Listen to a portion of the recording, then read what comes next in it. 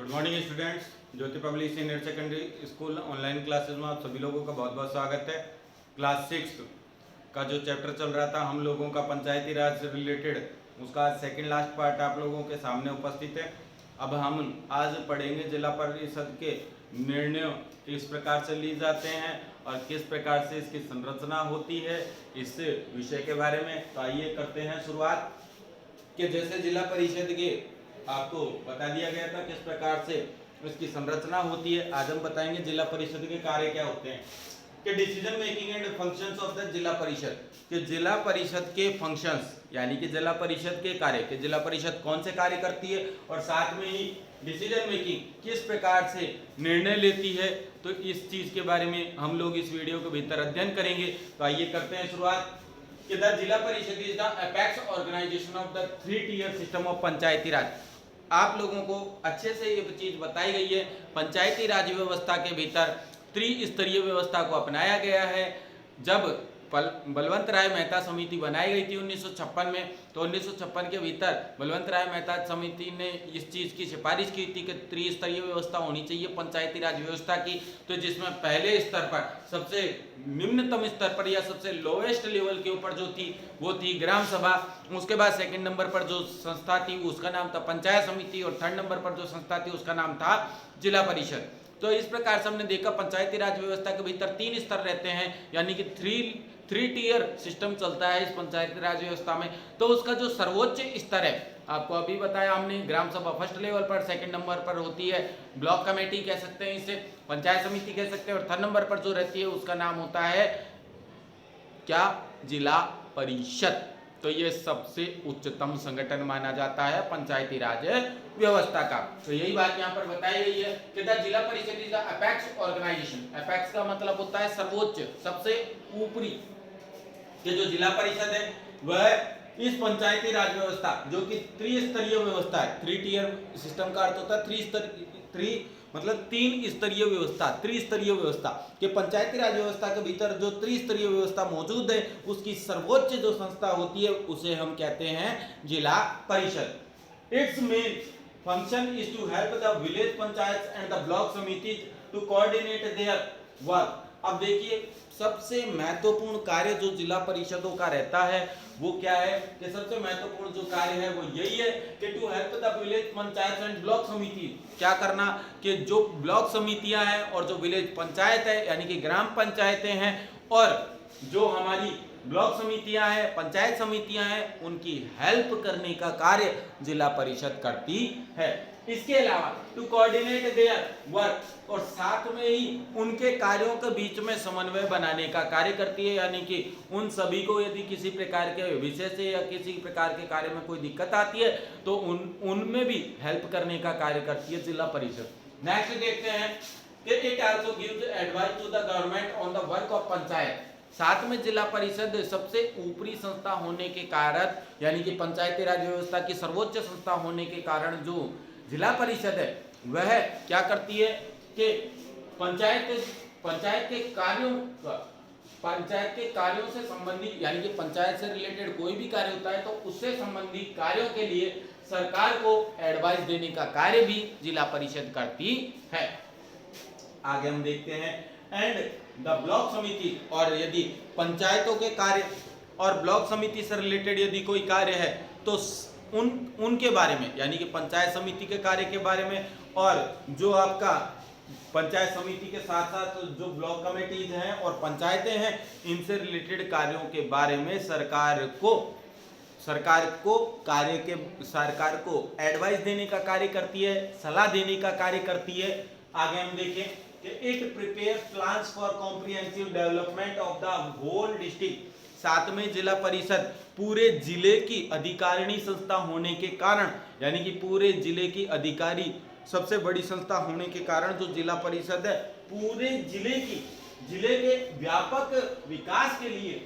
समय समय पर बहुत से कार्यक्रमों का निर्माण करती है, बहुत से योजनाओं को चलाती है। तो ये भी जिला परिषद का प्रमुख कार्य है, यानी कि जिला परिषद का जो सबसे जिला परिषद का जो सबसे महत्वपूर्ण कार्य है वो यही है कि पूरे जिले की अधिकारिणी होने के नाते, यानी कि पूरे जिले के ऊपर आधिकारिक संस्था होने के नाते जिला परिषद का सबसे प्रमुख कार्य यही है कि यह पूरे जिले के भीतर जो व्यापक विकास है उसको करने के लिए समय समय पर विभिन्न योजनाओं को बनाने का कार्य करती है। It takes steps to increase agriculture production and to improve sanitation in the rural area। सातवीं जिला परिषद का ये कार्य भी रहता है कि जो ग्रामीण क्षेत्र हैं तो ग्रामीण क्षेत्रों के भीतर सफाई व्यवस्था को, सैनिटेशन का मतलब होता है जल निकास या सफाई व्यवस्था, के ग्रामीण क्षेत्रों के भीतर सफाई व्यवस्था को सुधारने के लिए, बेहतर बनाने के लिए और साथ में ही जो एग्रीकल्चरल प्रोडक्शन है यानी कि कृषि उत्पादन है उसे भी अधिक से अधिक बढ़ाने के लिए जिला परिषद कदम उठाती है, ऐसे योजनाएं बनाती है, ऐसे कार्यक्रम बनाती है जिससे कि कृषि उत्पादन को बढ़ाया जा सके और साथ में ग्रामीण क्षेत्रों के भीतर जो सफाई व्यवस्था है, स्वच्छता के तौर तरीके हैं, स्वच्छता के लिए जो कार्यक्रम है उनको बेहतर ढंग से लागू किया जा सके। अब देखिए, it constructs good roads in villages, और साथ में जिला परिषद का कार्य यह भी रहता है पंचायती राज के सर्वोच्च संस्था होने के नाते कि जो ग्रामीण क्षेत्र हैं उनके भीतर बेहतर किस्म की बढ़िया से बढ़िया सड़कों का निर्माण करें ताकि ग्रामीण व्यक्ति जो है वह शहर से डायरेक्ट और प्रत्यक्ष रूप से डायरेक्ट जुड़ सके। तो उससे क्या फायदा होगा ग्रामीण व्यक्ति को कि वह शहर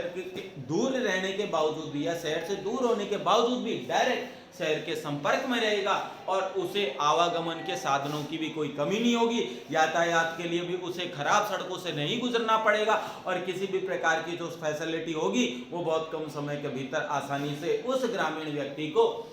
उपलब्ध हो जाएगी। तो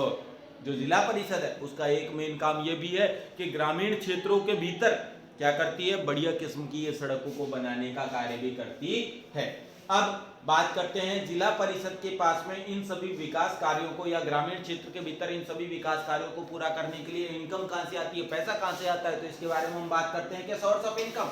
यानी कि आय के स्रोत। तो its main sources of income are the following, कि जिला परिषद के जो प्रमुख आय स्रोत हैं वो निम्न है, यानी कि निम्न जो तीन यहाँ पर बताए गए हैं तीन तरीके से इनकम जो है वो जिला परिषद के पास आती है। कौन से तीन तरीके हैं तो आइए देखते हैं। पहला, financial grants from the government. पहला तो जो अनुदान प्राप्त होता है सरकार के द्वारा, उसके द्वारा जिला परिषद अपने जिला लेवल पर, जिला स्तर पर सभी विकास के कार्यों को अंजाम देती है, सभी प्रकार के विकास कार्यों को पूरा करने का कार्य करती है। यानी कि पहली तरीके से जो इनकम होती है जिला परिषद की वो तो होती है सरकार के द्वारा समय समय पर दिया जाने वाला विकास कार्यों के लिए अनुदान, ये पहली इनकम का सोर्स तो ये है। दूसरा होता है rent from the property owned by the जिला परिषद, और साथ में ही जिला परिषद के स्तर पर या जिला परिषद के आधिपत्य में या अधीन जिन प्रॉपर्टियों का निर्माण किया गया है, यानी कि जिला परिषद ने किसी जगह का निर्माण करवा रखा है, किसी गवर्नमेंट प्रॉपर्टी का निर्माण करवा रखा है और यदि उसे किराए पर दे रखा है तो उस प्रॉपर्टी के से जो किराया आता है उससे भी जिला परिषद को क्या प्राप्त होती है कि उससे भी, यानी कि जो गवर्नमेंट प्रॉपर्टी है और जो जिला परिषद के अधीन आ रही है, जिला परिषद के अंडर में आ रही है, तो उस प्रॉपर्टी को भी किराए पर दे देती है जिला परिषद और उससे भी जिला परिषद को उस किराए के माध्यम से काफी अच्छी इनकम हो जाती है। अब बात करते हैं हम थर्ड लेवल की कि taxes levied on properties and fair. अब जिला परिषद के स्तर पर विभिन्न मेलों का आयोजन किया जाता है, विभिन्न प्रॉपर्टियां मौजूद रहती है, तो उनके ऊपर भी अनेक प्रकार से टैक्स लगा करके जिला परिषद अपने इनकम का जो सोर्स है उसको पैदा करती है, यानी कि अपनी इनकम को इकट्ठा करती है। तो ये तीन तरीके हैं जिससे कि जिला परिषद को इनकम होती है। आइए अब हम आगे देखते हैं। यहाँ आप लोगों का जो पंचायती राज व्यवस्था है वापस मैं आपको याद दिला दूं, सबसे पहले लेवल पर है विलेज पंचायत, ग्राम पंचायत, उसके बाद लेवल पर है सेकेंड लेवल पर ब्लॉक समिति और थर्ड लेवल पर जो व्यवस्था है वो जिला परिषद की है। तीनों के तीनों जो स्थानीय स्वशासन की से जुड़ी हुई संस्थाएं हैं ये पंचायती राज व्यवस्था के भीतर शामिल की जाती हैं। और इन तीनों ही संस्थाओं को पंचायती राज व्यवस्था का मूल कहा जा सकता है, अंश कहा जाता है, मूल इनको अवयव कहा जा सकता है। अब हम बात करने जा रहे हैं सिग्निफिकेंस ऑफ पंचायती राज व्यवस्था का महत्व, यानी कि बलवंत राय मेहता समिति ने जो त्रिस्तरीय व्यवस्था बताई थी पंचायती राज व्यवस्था की, यानी कि बलवंत राय मेहता समिति ने जो 1956 के अंदर पंचायती राज व्यवस्था की त्रिस्तरीय व्यवस्था के बारे में बताया था, तो उन्होंने सिफारिश की थी कि 3 लेवल के ऊपर ये पंचायत राज व्यवस्था होनी चाहिए। फर्स्ट लेवल पर ग्राम पंचायत, सेकंड लेवल पर पंचायत समिति और थर्ड नंबर पर जिला परिषद। तो इन तीनों ही संस्थाओं का क्या महत्व है और इनका वर्तमान समय में या सरकार के परिप्रेक्ष्य में या भारत देश के जो कि इतना विशाल है इसके परिप्रेक्ष्य में कौन सी विशेष बातें, कौन सा महत्व है, इसके बारे में आप लोगों को यहाँ पढ़ने को मिलेगा। ये था पंचायती राज है many achievements to its credit, यानी कि पंचायती राज का इसको श्रेय प्रदान करने के लिए पंचायती राज व्यवस्था ने बहुत सी उपलब्धियों को प्राप्त किया है। यानी कि पंचायती राज व्यवस्था को श्रेय देने के लिए हम कह सकते हैं कि पंचायती राज व्यवस्था एक ऐसी व्यवस्था है जिसके माध्यम से लोकतंत्र का बड़ा उचित प्रकार से, समुचित प्रकार से जो कार्य कुशलता से कार्य पूरा किया जा रहा है और स्वशासन को अच्छी तरीके से संभाल करके भारत देश के भीतर स्वशासन के कार्य को संभाला जा रहा है, शासन के कार्य को भलीभांति पूरा किया जा रहा है। अब हम बात करने चलते हैं कि पंचायती राज व्यवस्था का महत्व क्या है। तो पंचायती राज व्यवस्था के महत्व बताए गए। पहला, Panchayati Raj system has brought about political awakening in rural India. ग्रामीण क्षेत्र जो थे, तो ग्रामीण क्षेत्र के भीतर पहले जो लोग थे, ग्रामीण लोग थे, वो अपने अधिकारों के प्रति अधिक सचेत नहीं थे। जब हमारा देश आज़ाद हुआ था या देश आज़ाद होने से पहले जो हमारे लोग थे वो अपने अधिकारों के प्रति सचेत नहीं थे। उनको पता ही नहीं था कि कौन से उनके राजनीतिक अधिकार हैं, उनके नैतिक अधिकार हैं, उनके नागरिक के रूप में अधिकार हैं, एक देश के व्यक्ति या एक देश के नागरिक होने के रूप में अधिकार है। तो इन सभी अधिकारों की जो जानकारी थी वो एक ग्रामीण व्यक्ति को अच्छी तरह से नहीं थी। और हम ये कह सकते हैं कि पंचायती राज व्यवस्था में ये सबसे महत्वपूर्ण इसका फायदा कह सकते हो, आप महत्व कह सकते हो क्या, कि पहला पॉइंट से आपको ये बात समझ में आ जाएगी कि पंचायती राज व्यवस्था ने ग्रामीण भारत के भीतर राजनीतिक जागृति को लाने का कार्य किया है। यानी कि जो हमारी पंचायती राज व्यवस्था है इसने ग्रामीण भारत के भीतर, क्योंकि हम जानते हैं कि भारत की लगभग 70% आबादी जो है वो ग्रामीण क्षेत्रों में रहती है, तो ग्रामीण क्षेत्रों के लोगों के भीतर राजनीतिक जागरूकता लाने के लिए, यानी कि राजनीति के प्रति गांव के लोगों को भी सचेत करने के लिए इस पंचायती राज व्यवस्था ने एक महत्वपूर्ण भूमिका को निभाया है। अब हम बात करते हैं सेकंड पॉइंट की, the Panchayati Raj has brought the government close to the people. साथ में इस पंचायती राज व्यवस्था ने सबसे महत्वपूर्ण जो महत्व है इस पंचायती राज व्यवस्था का वो ये है कि लोगों को डायरेक्ट सरकार के नजदीक लाने का कार्य किया है। क्योंकि पहले ग्रामीण लोग जो थे वो चुनाव के बारे में, सरकार के बारे में या सरकार के द्वारा किए जाने वाले कार्यों के बारे में, किसी भी चीज के बारे में समझते नहीं थे और पढ़े लिखे और अशिक्षा होने के कारण उनके भीतर ज़्यादा अपने राजनीतिक अधिकारों के प्रति उनको जानकारी नहीं थी। उनको यही नहीं पता था कि पंचायती राज व्यवस्था क्या होती है, किस प्रकार से सरकार कार्य करती है, सरकार किस तरीके से एक व्यक्ति के अधिकारों को काम में लेती है और किस प्रकार से व्यक्ति को कौन कौन से अधिकार सरकार प्रदान करती है। इन सभी चीज़ों से आदमी जो था पहले ग्रामीण क्षेत्र का वह अनभिज्ञ था, अनजान था। लेकिन उसके बाद जब से पंचायती राज व्यवस्था की शुरुआत हुई तो इसने ग्रामीण क्षेत्र के लोगों को सरकार के बिल्कुल पास लाके खड़ा कर दिया। यानी कि ऐसी स्थिति पैदा कर दी कि गांव के जो लोग हैं उनके बीच में भी सरकार को लेकर के और सरकार की कार्य प्रणाली को लेकर, सरकार के कामों के बारे में उन ग्रामीण क्षेत्र के लोगों को भी भली भांति जानकारी हो गई और वे राजनीति में इंटरेस्ट दिखाने लग गए। उनको समझ में आने लग गया कि एक देश के निवासी होने के नाते उनके भी कौन से कर्तव्य हैं। आइए अब हम नेक्स्ट पॉइंट के बारे में पढ़ते हैं। The panchayat have succeeded in improving the condition of their respective villages by taking up welfare activities. साथ में तीसरा पॉइंट ये कहा गया है कि वेलफेयर एक्टिविटीज यानी कि कल्याण संबंधी कार्यों को या कल्याण कार्यों को टेकिंग अप अपना करके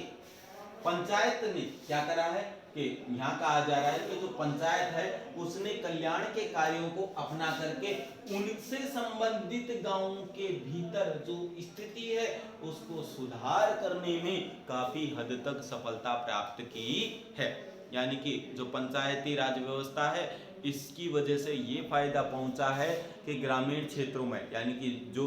गांव से संबंधित व्यक्ति है वो अपने गांवों के भीतर कल्याण से जुड़े हुए कार्यों को या हर व्यक्ति विशेष के प्रति कल्याण से जुड़ी हुई योजनाओं को कार्यक्रमों से जुड़ करके व्यक्ति ने अपने सर्वांगीण विकास को करने का कार्य किया है और साथ में ही अपने गांव के भी हर प्रकार के यानी कि अपने गांव के भी सर्वांगीण विकास को पूरा करने में अपनी सक्रिय भागीदारी को दिया है, अपनी सक्रिय भागीदारी निभाई है। अब हम बात करते हैं फोर्थ पॉइंट की कि primary and adult school run by the panchayat have spread literacy and education among the rural people. Panchayati Raj व्यवस्था के भीतर सबसे महत्वपूर्ण जो कार्य किया गया वो ये किया गया कि गांवों के भीतर पंचायत राज व्यवस्था के भीतर चलाए जा रहे जो प्रौढ़ स्कूल हैं